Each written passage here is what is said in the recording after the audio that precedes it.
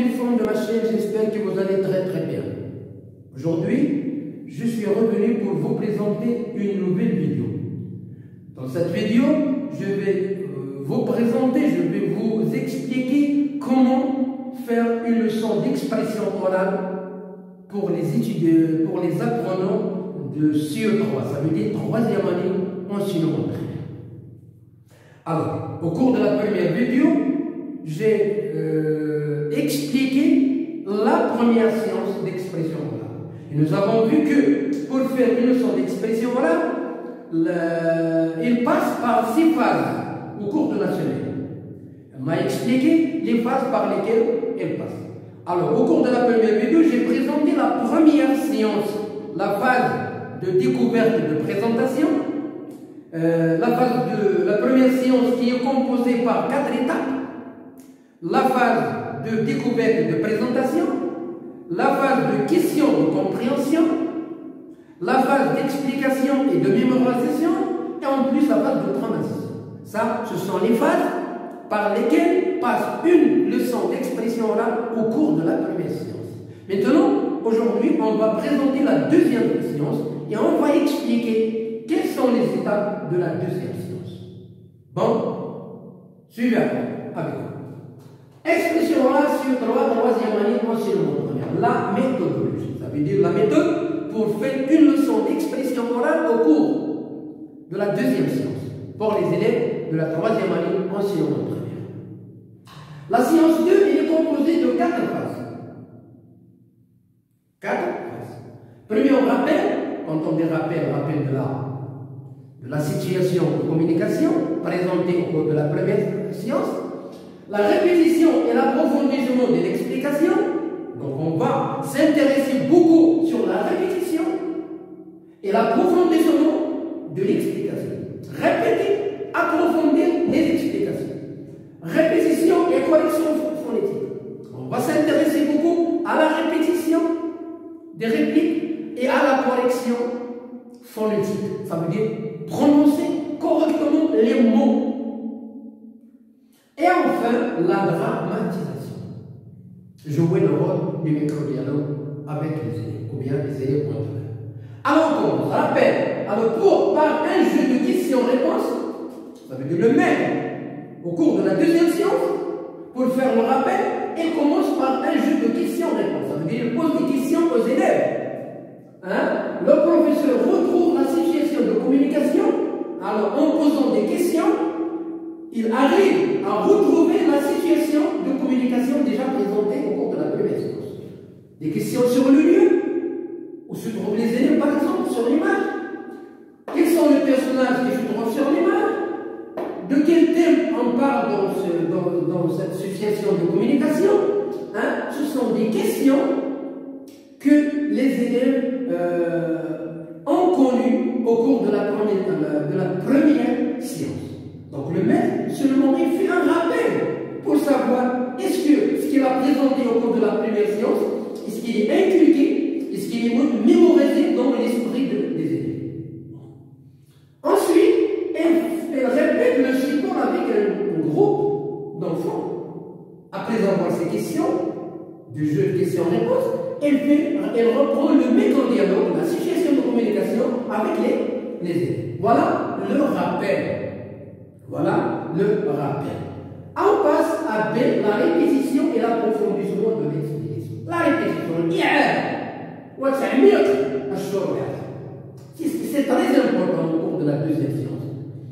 Le professeur reprend les éléments du support et vérifie la compréhension des élèves en rappelant les explications de la première séance.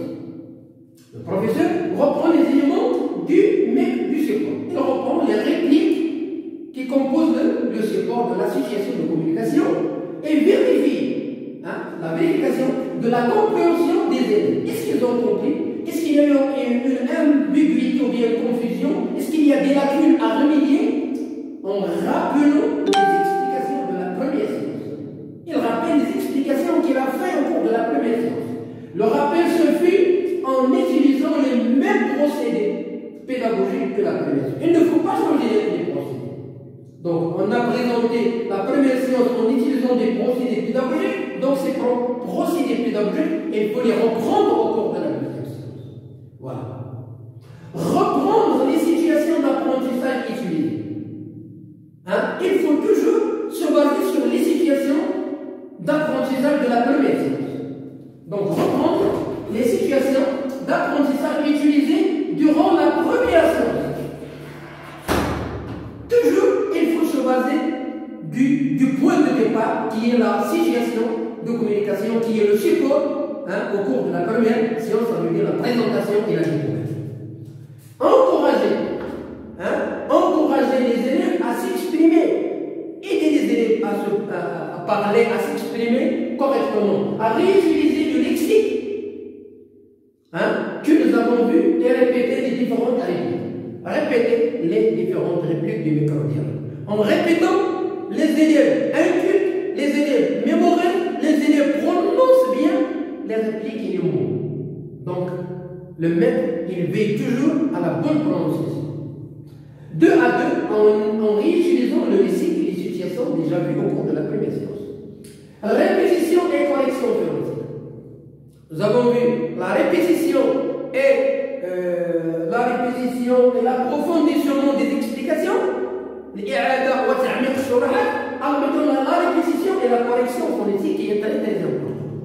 Avec la répétition et la correction phonétique, le maître évite toutes les confusions, toutes les lacunes, toutes les ambiguïtés. Alors, le professeur fait répéter le support par les apprenants. Donc, le support, la situation de communication présentée au cours de la première séance, le maître doit la faire répéter.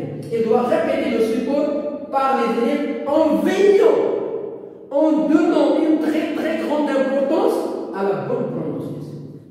Au cours du CE3, la première année de la langue française pour les élèves, la prononciation c'est très très important. Le maître doit faire attention et doit veiller à la prononciation. Un mot répété par les élèves faux, mal prononcé, c'est qu'il n'a pas entendu le mot. Il n'a pas entendu. Pourquoi? Il y a du bruit dans la classe, les élèves bavardent, les élèves ne sont pas motivés, donc l'élève qui n'a pas répété le mot, donc il n'a mal entendu. Donc que fait le professeur au premier? Il doit éduquer premièrement l'oreille. Il faut apprendre à écouter avant de prononcer. Voilà. En plus, à la bonne articulation. À la bonne articulation, ça veut dire articuler les éléments d'un micro-dialogue de phrase. Et à la fin, eh bien, la dramatisation, c'est la phase de jouer le micro-dialogue avec les élèves. Reprise du support. Au cours de sa phase, on va reprendre le support. Le professeur retrouve les situations de communication. Pardon?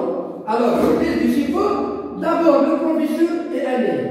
Alors, pour reprendre le support, pour jouer le rôle du micro-dialogue, alors nous avons le professeur et l'élève. C'est un exemple pour les autres élèves à suivre. Ensuite, par les élèves devant leurs camarades. Après le professeur et l'élève, il vient maintenant les élèves pour jouer le rôle entre eux. Élève 1, élève 2, élève 3, élève 4, élève 4, 5, élève 6, élève 7, élève 8, et ainsi de suite jusqu'à la fin. Tous les élèves doivent passer au tableau. Tous les élèves doivent prononcer le micro-dialogue. Tous les élèves doivent répéter le micro-dialogue pour s'assurer de l'apprentissage, de la mémorisation et de la bonne correction du micro-dialogue. Voilà, la leçon d'aujourd'hui est terminée. Bonne chance, attendez-moi pour la troisième séance de l'expression orale. Bonne chance.